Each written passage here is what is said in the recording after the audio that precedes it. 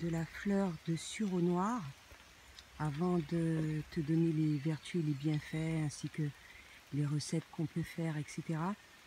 Je vais te montrer, comme c'est indiqué, tu le vois sur la vidéo, comment faire pour faire la distinction entre la fleur de sureau noir et la fleur de sureau yègle.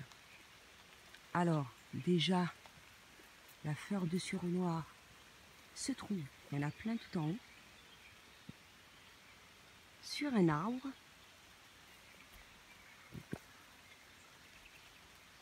Alors que la fleur de sureau yègle, c'est une plante herbacée.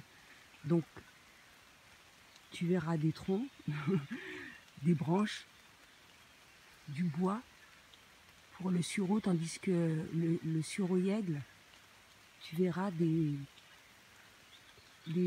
branches vertes, quoi. Et pour le sureau, une autre différence, c'est que les étamines sont jaunes, comme tu le vois, tandis que le sureau yègle, les étamines sont rose rosacées. Donc voilà la distinction entre les deux pour ne pas faire l'erreur, parce que justement le sureau yègle est toxique. Alors, pour la fleur de sureau noir que je représente, par la suite elle aura des fruits, hein, des sortes de petites baies noires qui se mangent cuits de préférence, parce que si on en mange trop, c'est vomitif et aussi c'est laxatif, donc déconseillé. Mais c'est pas trop agréable, on va dire, de trop en manger. C'est un antioxydant. Sinon, elle est fortement conseillée pour les muqueuses irritées, gorge, peau, bronches, système digestif et antigrippal.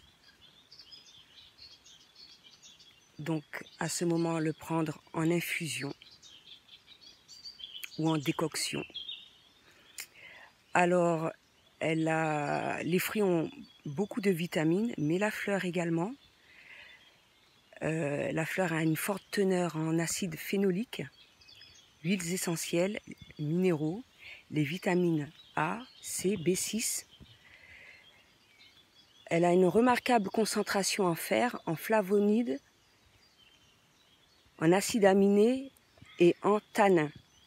Donc, ce dont j'ai déjà fait avec cette fleur, justement, je t'invite à découvrir, si ce n'est pas encore le cas, ça n'a pas été encore le cas, la vidéo sur le champagne de fée, à partir de cette fleur-là, justement.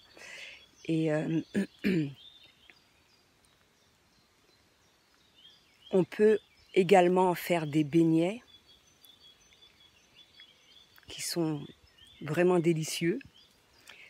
Je mettrai justement la recette en image à la fin de la vidéo. Donc, fleur décoction, on peut faire du sirop, des beignets, de la boisson comme le champagne de fée et de la tisane, de la limonade. À ce moment-là, c'est lorsqu'on le met tout simplement dans l'eau, comme je l'avais dit brièvement dans l'autre vidéo, avec du citron et qu'on l'expose au soleil quelques jours. Donc voilà, c'est ce que j'avais à dire pour aujourd'hui. À bientôt.